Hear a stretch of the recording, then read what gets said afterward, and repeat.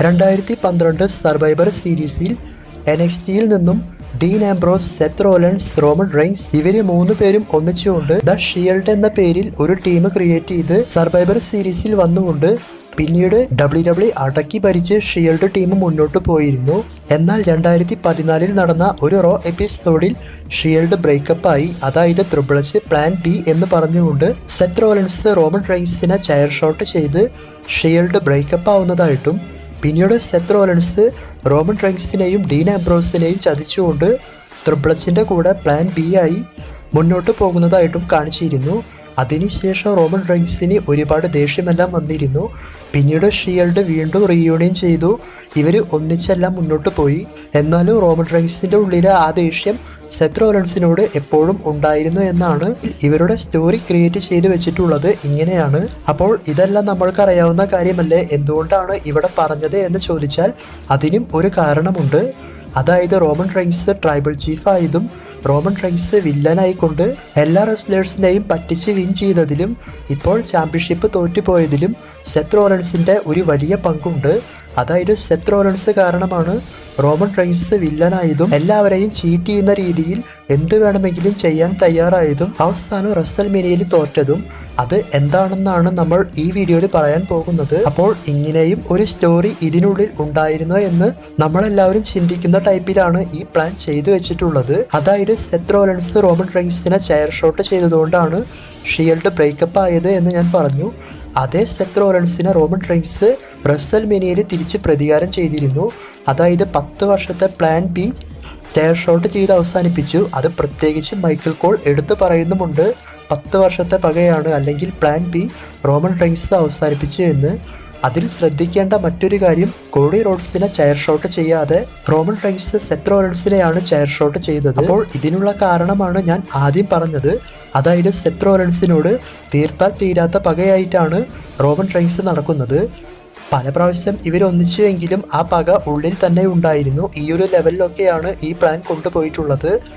അതായത് Seth Rollins എപ്പോഴൊക്കെ shield ഗെറ്റപ്പിൽ വരുന്നോ ആ സമയത്തല്ല റോമൻ റെയിൻസിന് ദേഷ്യം വരുന്നത് പോലെയാണ് കാണിച്ചിട്ടുള്ളത്. അതായത് റോമൻ റെയിൻസ് തൻ്റെ കൺട്രോൾ കൈവിട്ട് മാച്ചിൽ ശ്രദ്ധ കൊടുക്കാത്തത് പോലെ. ഉദാഹരണം, റോയൽ റംബിൾ 2022 ഇവർക്ക് തമ്മിൽ യൂണിവേഴ്സൽ ചാമ്പ്യൻഷിപ്പ് മാച്ച് നടന്നിരുന്നു. അപ്പോൾ ആ മാച്ചിൽ സെത്ത് റോളൻസ് റോമൻ റെയിൻസിനെ ദേഷ്യം പിടിപ്പിക്കാൻ വേണ്ടിയിട്ട് ഷീൽഡ് ഗെറ്റപ്പിലാണ് വന്നത്. ആ മാച്ചിൻ്റെ അവസാനത്തിൽ എന്താണ് സംഭവിച്ചത് എന്ന് നമ്മൾക്ക് എല്ലാവർക്കും അറിയാം. അതായത് റോമൻ റെയിൻസ് കണ്ടിന്യൂസ് ആയി നിറയെ ചെയർ ഷോട്ട് ചെയ്തതുകൊണ്ട് ഡിസ്ക്വാളിഫിക്കേഷൻ മൂലം റോമൻ റെയിൻസ് ആ മാച്ചിൽ തോറ്റുപോയി. സെത്ത് റോളൻസ് ആണ് ആ മാച്ച് വിൻ ചെയ്തത്. അപ്പോൾ എല്ലാ റെസ്ലേഴ്സിനെയും ചീറ്റ് ചെയ്തും അല്ലാതെയും തോൽപ്പിച്ച റോമൻ റെയിൻസ് സെത്തിൻ്റെ മുന്നിൽ തോറ്റുപോയി. ഇതാണ് ഈ വീഡിയോയിൽ പറയാൻ ഉദ്ദേശിച്ച ഇവരുടെ ആ ഒരു സ്റ്റോറി. അതായത് സെത്ത് റോളൻസ് എപ്പോൾ ഷീൽഡ് ഗെറ്റപ്പിൽ വരുന്നോ അപ്പോൾ റോമൻ റെയിൻസിനെ തന്നെ നിയന്ത്രിക്കാൻ സാധിക്കാത്തത് പോലെയാണ് കാണിച്ചിട്ടുള്ളത്. ഇതുകൊണ്ടാണ് ഒരു റോ എപ്പിസോഡിൽ കോഡി റോഡ്സിനോട് സെത്ത് പറഞ്ഞത്, റോമൻ റെയിൻസിനെ തോൽപ്പിക്കണമെങ്കിൽ ഞാൻ നിൻ്റെ കൂടെ വേണം, എന്നാൽ മാത്രമേ നിനക്കതിന് സാധിക്കൂ. ഒരു ഷീൽഡ് പോലെ ഞാൻ നിൻ്റെ കൂടെ ഉണ്ടാകും, അല്ലെങ്കിൽ നിന്നെ കവർ ചെയ്യുമെന്നൊക്കെ ഒരു റോ എപ്പിസോഡിൻ്റെ സെഗ്മെൻറ്റിൽ കോഡിയോട് സെത്ത് പറഞ്ഞിട്ടുണ്ട്. അപ്പോൾ അക്കാര്യം ഞാൻ റിവ്യൂ ചെയ്തപ്പോൾ മലയാളത്തിലും പറഞ്ഞിരുന്നു. അതായത് കോഡിയെ കവർ ചെയ്യുന്ന ഒരു ഷീൽഡായിട്ട് സെത്ത് റെസൽമേനിയയിൽ മാറുമെന്ന്.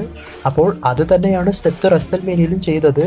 അതായത് റോമൻ റെയിൻസിൻ്റെ ശ്രദ്ധ തെറ്റിക്കാൻ വേണ്ടിയിട്ട് ഷീൽഡ് ഗെറ്റപ്പിൽ വന്നുകൊണ്ട് റോമൻ റെയിൻസിനെ ഡിസ്റ്റർബ് ചെയ്യുന്നതായിട്ട് കാണിച്ചിട്ടുള്ളത്.